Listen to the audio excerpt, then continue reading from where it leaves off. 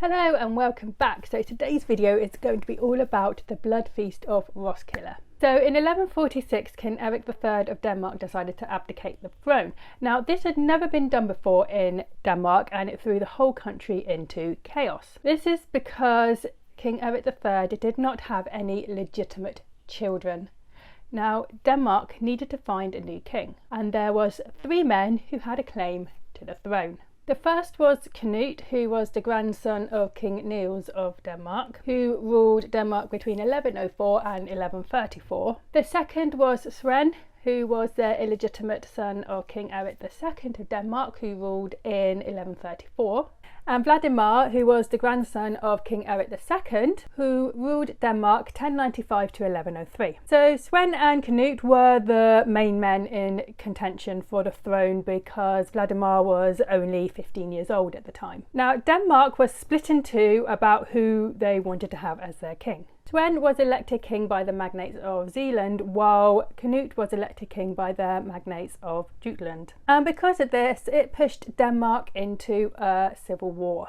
Now, Vladimir originally supported Sven, with Canute being supported by Archbishop Eskil, but Sven managed to convince Eskil to support him instead by offering him land. So in a battle, Sven defeated Canute and confined him to Jutland. And in 1147 it seemed that Sven and Canute had put their differences behind them because they joined together to support the Wendish Crusade. But Canute wasn't really pulling his weight and Sven was not happy with this, so the civil war started up again. After several battles between Canute and Sven, King Frederick I of Germany, who was Sven's mate, managed to broker an agreement. This agreement made Sven Premier King. Canute got substantial lands in Denmark and Vladimir kept the Duchy of Schleswig. But Sven actually broke this agreement and only gave Canute a small bit of land. Sven was also becoming unpopular around this time because of his alleged tyrant manner and his pro-German behaviour. In 1154, Canute decided to go to war with Sven again, and this time Vladimir joined up with him. Canute had promised Vladimir that he could be Canute's co-ruler. Now Canute and Vladimir managed to defeat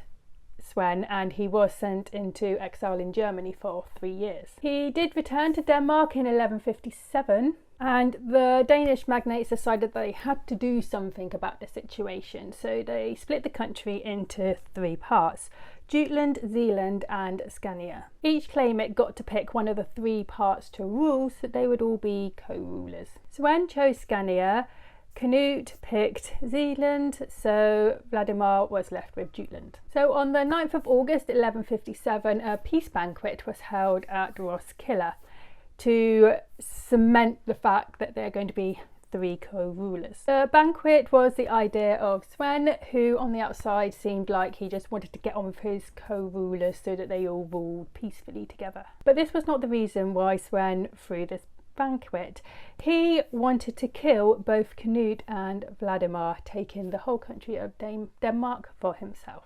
But Sven wasn't going to kill them himself, it was up to one of his men to do it. At the banquet, Sven managed to excuse himself, leaving Canute and Vladimir alone with his men. Vladimir sensed that something was wrong, so he got up and tried to flee the hall. He was cut on his leg as he was trying to flee, but he did manage to get out. But Canute was left trapped in the hall and the man that Sven had picked to kill him did so by stabbing Canute in the head.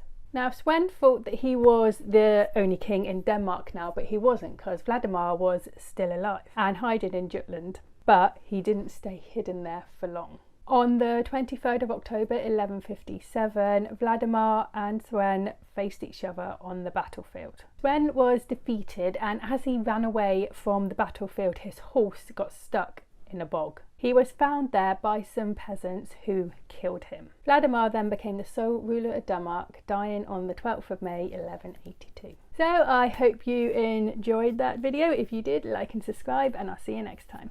Bye.